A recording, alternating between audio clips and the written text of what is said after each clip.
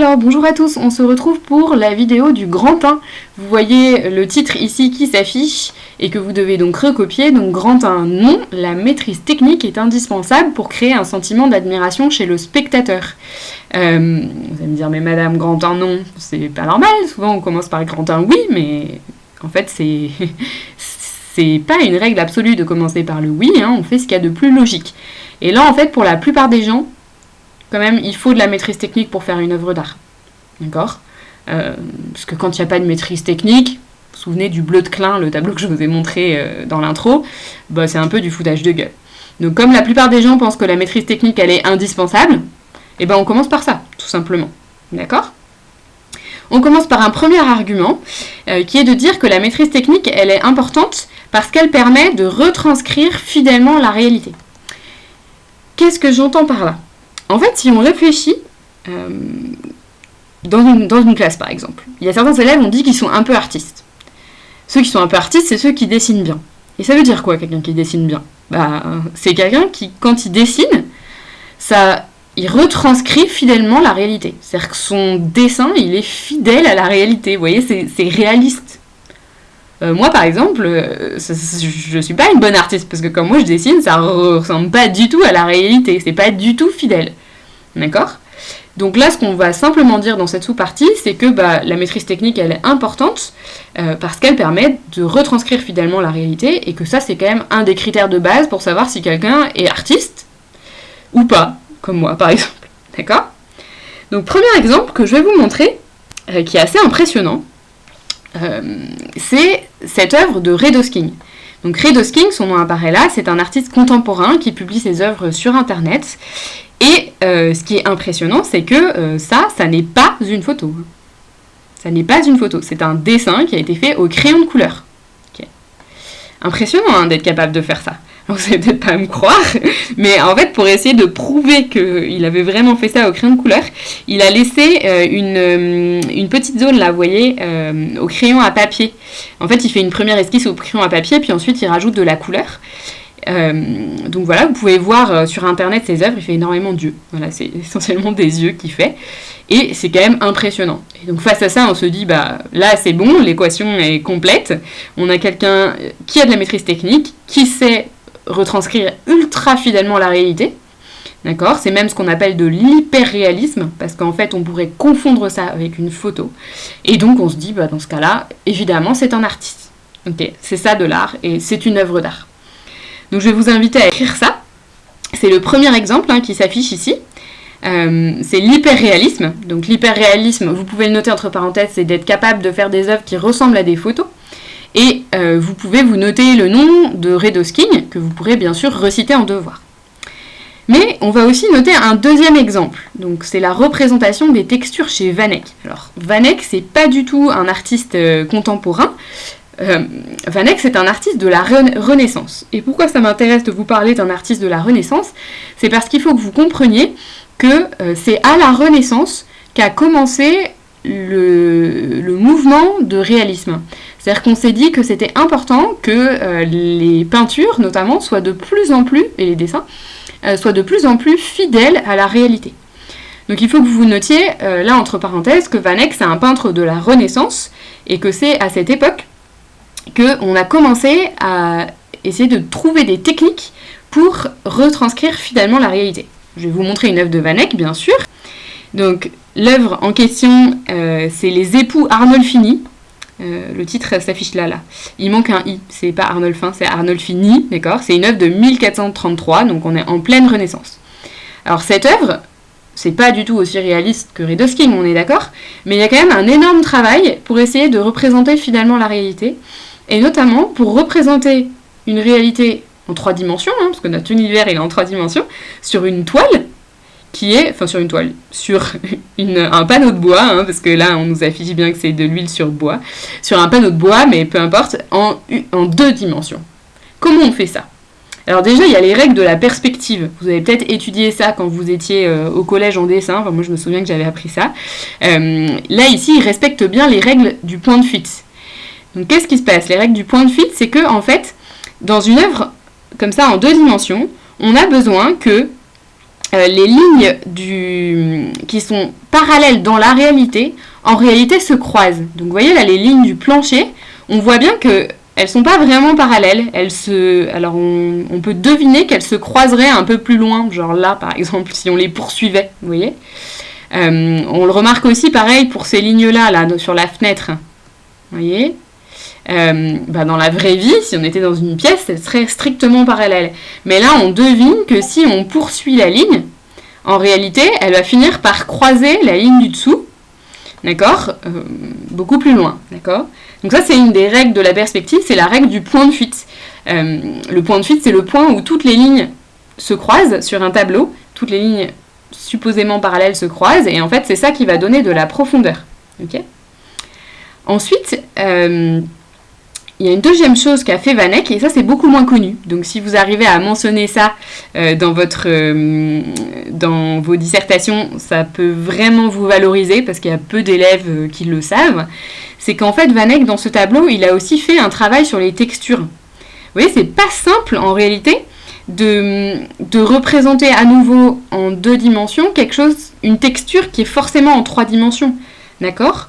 Si vous voyez là le chien, là, les poils du chien, et ben en fait il faut qu'on ait l'impression qu'il y a de l'épaisseur, vous voyez, qu'on sente un peu l'épaisseur du poil ou l'épaisseur de la fourrure ici, d'accord. En fait il ne faut pas qu'on ait seulement l'impression de la texture de la peinture, mais qu'on ait une impression de texture de la réalité qu'on représente. Et en fait, Van Eyck a fait un énorme travail à son époque pour essayer de faire des textures réalistes. Donc là, vous allez avoir un zoom justement sur les textures qui sont très diverses. Et donc en fait, on sent un genre de profondeur dans la texture de la fourrure. En revanche, le bois est lisse, là les étoffes, etc. Donc vous voyez, c'est comme de la perspective, mais à petite échelle, en fait, le travail sur les textures. D'accord ? Donc on va noter ça. La représentation des textures chez Van Eyck. Vous avez noté qu'il était un peintre de la Renaissance, etc. Vous allez maintenant noter qu'en fait, Van Eyck a fait un immense travail pour essayer de rendre en 2 dimensions des textures qui, dans la réalité, sont toujours en 3 dimensions. D'accord ? Et ce travail, vous pouvez aussi noter, s'ajoute au travail sur la perspective. D'accord ? Donc vous avez ici des exemples d'artistes qui font preuve d'une énorme maîtrise technique pour essayer de représenter fidèlement la réalité. Alors, la question qui va se poser maintenant, c'est pourquoi la fidélité à la réalité est-elle intéressante ? Donc je vous invite à écrire cette question, puis on va essayer d'y répondre dans l'explication. Pour moi, il y a un peu 2 raisons à ça. La première raison, c'est parce que en fait, c'est un talent qui est rare déjà. Donc ça nous permet de distinguer ceux qui sont artistes de ceux qui ne le sont pas. C'est un critère simple pour savoir qui est artiste et qui ne l'est pas, ce qui est une œuvre d'art et ce qui ne l'est pas. Mais plus fondamentalement, c'est aussi parce que la maîtrise technique, elle va susciter l'admiration, justement parce qu'elle est rare. Vous voyez, comme c'est quelque chose qu'il n'y a que très peu de gens qui savent faire, et du coup, quand on voit quelqu'un qui est capable de représenter fidèlement la réalité, on est impressionné. Moi, je le suis par exemple, parce que j'en suis absolument incapable de faire ce que font Van Eyck ou Redosking. Vous voyez ? Donc ça, c'est la première raison, c'est que c'est une caractéristique qui est rare et qui du coup suscite l'admiration. Ensuite, il y a une deuxième raison qui est plus profonde en un sens, c'est de se dire, mais la réalité, elle est merveilleuse en fait. On est dans un monde incroyable. Pourquoi est-ce qu'on irait faire des œuvres imaginaires ou des œuvres complètement abstraites alors qu'il y a plein de choses magnifiques dans la réalité qu'il suffit de savoir reproduire pour que nos maisons s'emplissent de beauté, quoi. Pourquoi vouloir absolument créer des œuvres abstraites ou imaginaires alors que la réalité est déjà merveilleuse. Donc ça, c'est un peu les 2 raisons qui peuvent justifier le réalisme, d'accord ? Mais je voudrais vous faire réfléchir un petit peu, et donc on va noter, après l'explication, une petite remarque. C'est qu'en fait, c'est quand même bizarre, si jamais le but de la peinture, c'est d'être égal à la photo, mais à quoi ça sert ? Est-ce qu'il ne faut pas mieux juste prendre les scènes en photo ? Alors à l'époque de Van Eyck, ça n'existait pas, mais aujourd'hui, ça existe. En fait, le problème, c'est que à l'époque de la photo, est-ce que ça a encore un sens de définir l'art par la fidélité à la réalité? Il suffit de prendre des photos. Et donc, ça, c'est un point important qu'il faut noter, parce que ça peut être un sujet qui peut tomber au bac, c'est est-ce que l'art doit imiter la réalité? On peut dire qu'à l'époque de la photographie, ça n'a pas de sens, en fait, que l'art cherche à imiter la réalité. Ouais. Vous allez aussi noter dans cette remarque qu'il y a un philosophe qui a beaucoup réfléchi à ça. Alors, ce philosophe, vous le connaissez déjà, c'est Platon. J'ai pas le temps de rentrer dans sa théorie sur l'art là, mais je vous renverrai à une vidéo d'un collègue qui fait ça très bien. En fait, Platon dit l'art, c'est une copie. On copie la réalité. Et la copie, ça a toujours moins de valeur que l'original. Donc à partir du moment où l'art se met à imiter la réalité, en réalité, il a quasiment plus aucune valeur. Il vaut mieux aller regarder l'original plutôt que la copie ou même que la photo. Vous voyez ? Donc ça, c'est une petite remarque critique. Alors, on va maintenant passer à la deuxième sous-partie. C'est que la technique est nécessaire pour créer de belles œuvres. Donc après avoir vu que la technique elle est nécessaire pour avoir des œuvres qui sont fidèles à la réalité, on va voir que la technique elle est nécessaire pour créer de belles œuvres. C'est pas exactement la même chose. Vous pouvez avoir des œuvres qui sont pas fidèles à la réalité mais qui sont belles. Vous pouvez aussi avoir des œuvres qui sont fidèles à la réalité mais qui sont pas belles, pas exactement. Alors pour ça, il va d'abord falloir qu'on définisse ce que c'est que la beauté. C'est vraiment une définition importante qui peut être très utile en dissertation. Alors voici la définition que je vous propose. C'est que la beauté, c'est ce qui provoque en nous un sentiment de perfection et d'apaisement. C'est pas la définition que vous trouverez dans le dictionnaire, mais la définition du dictionnaire, elle est difficile à utiliser en dissertation, alors que celle-là, on peut en tirer beaucoup de choses si vous avez une dissertation. La beauté est ce qui provoque en nous un sentiment de perfection. Le mot important, c'est surtout perfection. J'ai rajouté apaisement ensuite, je vous expliquerai pourquoi. Mais si vous devez souligner un mot, et voilà. Et si vous voulez apprendre la définition que jusque-là, ça me va. Donc c'est ce qui provoque en nous un sentiment de perfection. Alors pour ça, je vais prendre un premier exemple pour vous faire comprendre. Je vais vous demander de penser dans votre tête à un acteur ou une actrice que vous trouvez beau et un acteur ou une actrice que vous trouvez mignon. J'ai hésité à vous mettre moi-même des photos d'acteurs ou d'actrices dans les deux catégories, puis après je me suis dit non quand même. Donc vous allez faire ça dans votre tête, essayez de retrouver acteurs ou actrices ou même des gens que vous connaissez autour de vous. Je pense que vous voyez la différence. Il y a des gens qui sont beaux et il y a des gens qui sont mignons. C'est pas exactement pareil. Est-ce que vous voyez ce que je veux dire ? Est-ce que vous êtes d'accord que ceux que vous trouvez beaux, c'est ceux qui sont un peu parfaits ? D'accord ? Qui ont un visage parfait, un corps parfait. Ça, c'est ce qu'on va qualifier de beauté. Alors que mignon, ça peut être des personnes qui ont des défauts physiques, mais il y a quand même un petit quelque chose, ils ont du charme, etc. Vous voyez la différence ? Là, je parle de beauté extérieure, pas du tout de beauté intérieure, on est sur le pur physique. Mais est-ce que vous sentez déjà la différence entre mignon et beau ? Et donc, normalement, vous devez commencer à comprendre pourquoi la beauté, elle est liée à la perfection. D'accord ? Alors pour ça, on va résumer ça de la façon suivante. Je vous invite à l'écrire juste en dessous. C'est cette espèce de gradation entre, d'un côté, mignon, agréable, joli, ensuite beau, et ensuite sublime. Alors, c'est un peu comme si c'était de plus en plus fort. D'accord ? Alors, mignon, c'est le terme qu'on utilise pour les personnes, mais par exemple, si je pense, je sais pas, un objet du quotidien, un vase ou un truc comme ça, on dira joli. Voilà. Mignon, agréable, joli, c'est une première catégorie de choses. Qu'est-ce que ça fait ? C'est ça nous provoque du plaisir. Ok ? Donc juste en dessous, vous pouvez donc noter ici les mots-clés. On va mettre des mots-clés en fait associés. C'est que ça provoque du plaisir. Et vous pouvez aussi noter que c'est très subjectif. On peut trouver mignon une personne et quelqu'un d'autre va nous dire non mais pas du tout. Enfin, voilà. Donc c'est très subjectif, ça varie beaucoup selon les personnes. En dessous du mot beau, on va doter d'autres mots-clés. En dessous du mot beau, alors il faut noter les mots-clés harmonie, pureté, perfection. Mais c'est ça la beauté.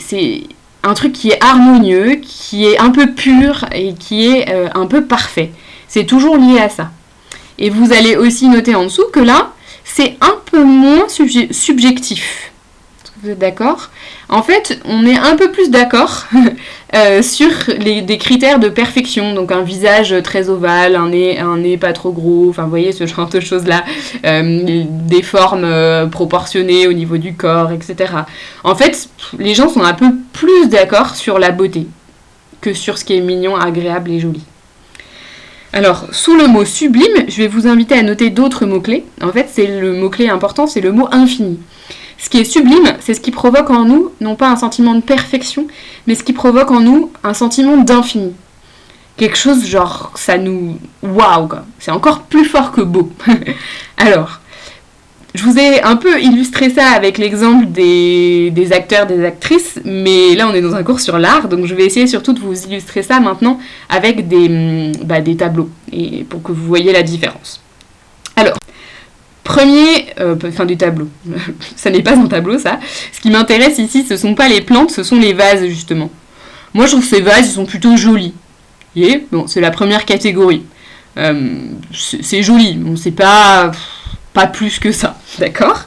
Ensuite, si je prends ce tableau-là, alors ça c'est un tableau de Renoir que j'aime beaucoup, vous n'êtes pas obligé de l'aimer, hein. C'est un tableau, je dirais qu'il est beau. Pourquoi ? Parce qu'il y a une grande harmonie dans les couleurs. Est-ce que vous êtes d'accord ? En fait, il y a des couleurs qui sont reprises, le bleu est repris, le orange est repris, etc. C'est très doux, c'est très harmonieux. Donc à partir du moment où on a une idée d'harmonie, de douceur, de pureté, ça va complètement rentrer dans la catégorie beau, de la beauté, d'accord ? Il y a un petit côté parfait, ce tableau, d'accord ?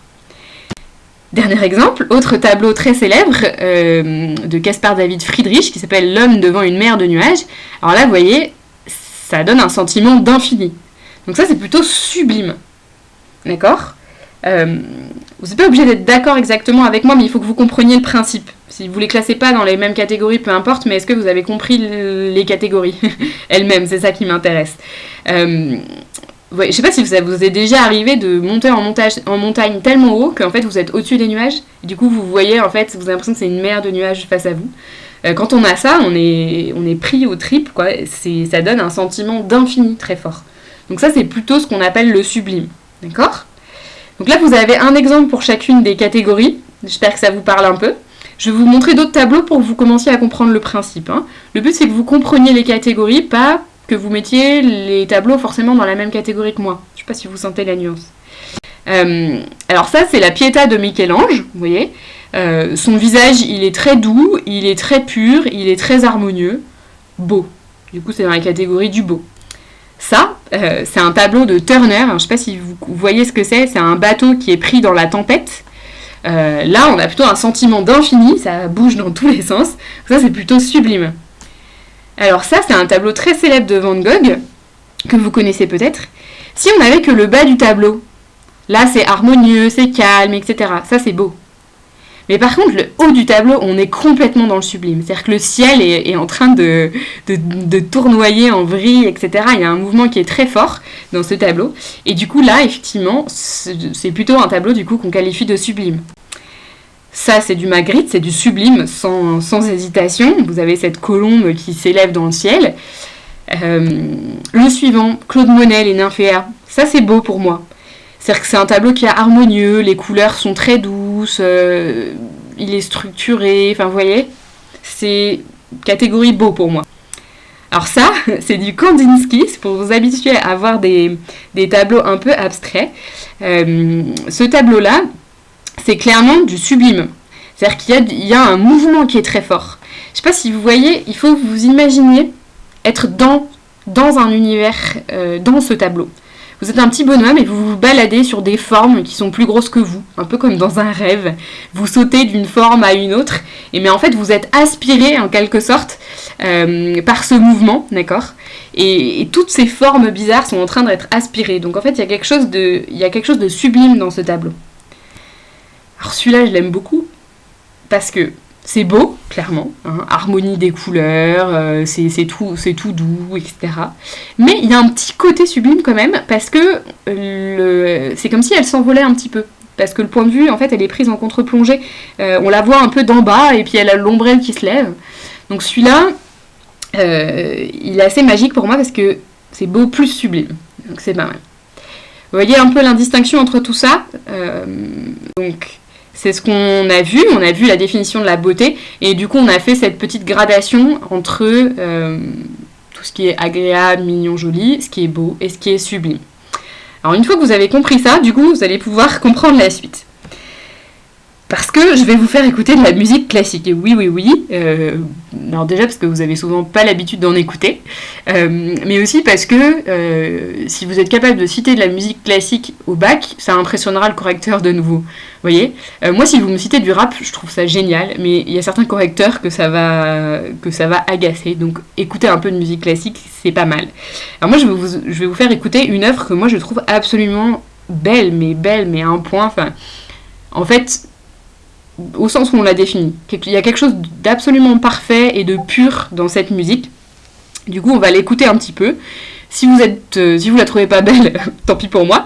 Mais essayez vous-même d'arriver à trouver d'autres œuvres que vous trouveriez belles. D'autres œuvres de musique que vous trouveriez belles au sens de parfaite. D'accord ? On va l'écouter.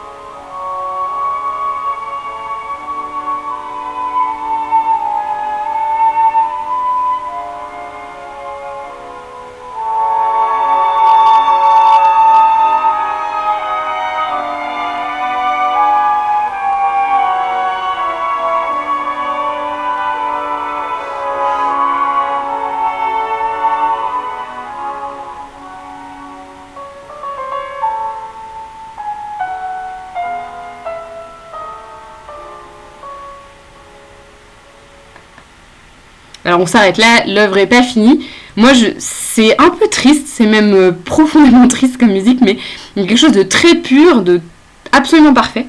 Et du coup, ça vous aide peut-être à comprendre pourquoi la beauté, elle est apaisante. Une façon de se le dire, c'est en fait si on vivait dans un monde laid partout avec aucune beauté, ça serait fatigant. Alors que la beauté, en fait, ça nous repose, parce qu'il y a de l'harmonie, il y a de la pureté, etc. Tous les mots-clés que je vous ai donnés déjà. Pourquoi je vous donne cet exemple-là ? Parce que, en fait, il faut comprendre, en musique c'est très simple à comprendre, que pour produire de la beauté, il faut connaître certaines règles.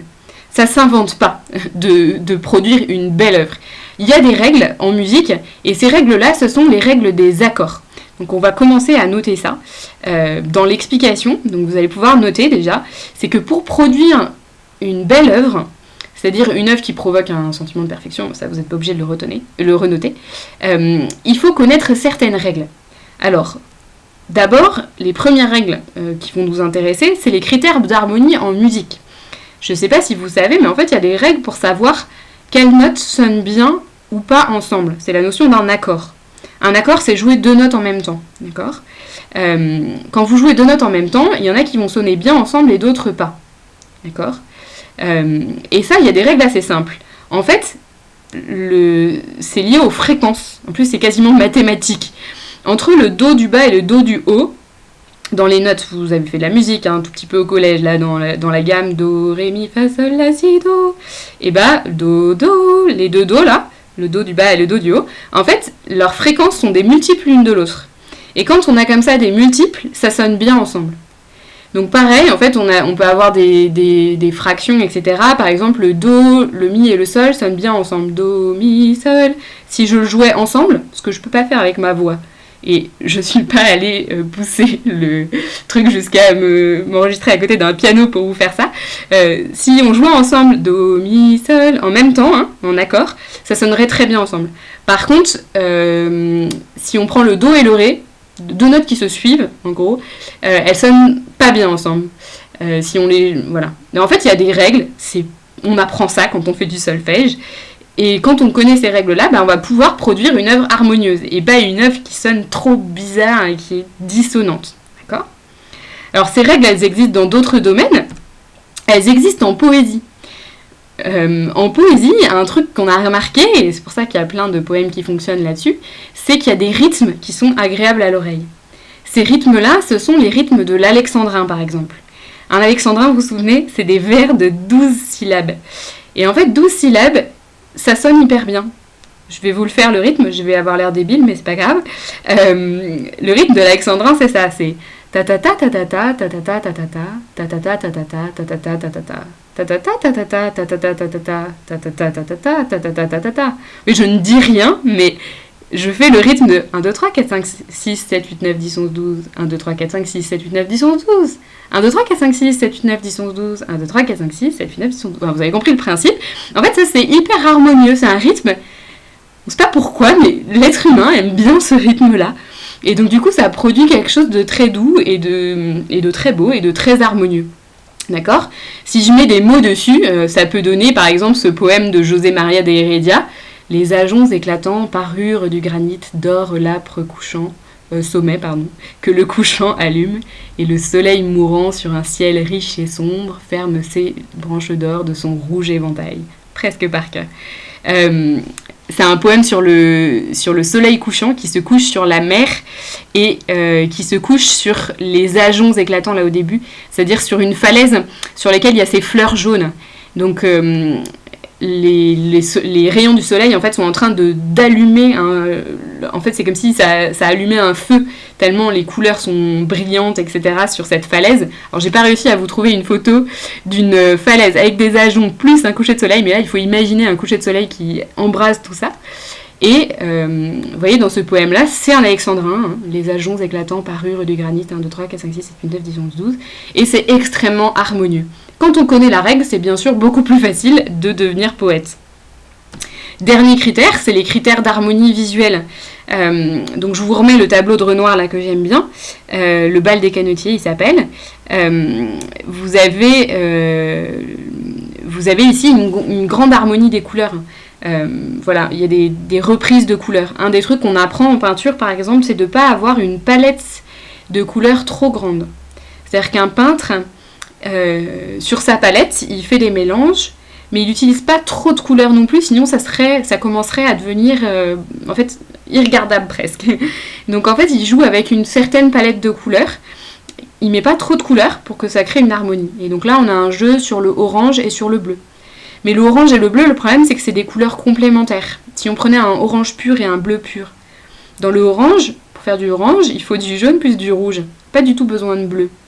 Donc en fait le orange c'est une couleur dans laquelle il n'y a pas une goutte de bleu. Donc, si on prenait un orange pur et un bleu pur, ça serait juste à côté. C'est très flashy, ça choque presque l'œil. Et donc là ce qu'il a fait notre artiste là Renoir, c'est qu'il a adouci le orange et le bleu. Ce qui fait qu'il y a du contraste, mais ce contraste attire l'œil et c'est tout quoi, il n'est pas là pour nous choquer. Vous voyez ? Donc normalement, vous avez pu noter que les critères d'harmonie en musique, ce sont les critères sur les accords. Vous avez noté que les critères en poésie, c'est par exemple le rythme de 12 syllabes dans l'alexandrin, et les critères d'harmonie visuelle en peinture, ça sera par exemple les règles sur les couleurs, ne pas utiliser trop de couleurs différentes. Vous pouvez noter à la fin qu'on voit bien du coup qu'il faut une certaine maîtrise de certaines techniques pour arriver à produire de l'harmonie et donc de la beauté. Je vous laisse là pour cette vidéo du grand 1 et on se retrouve pour le grand 2 dans la vidéo suivante. Au revoir!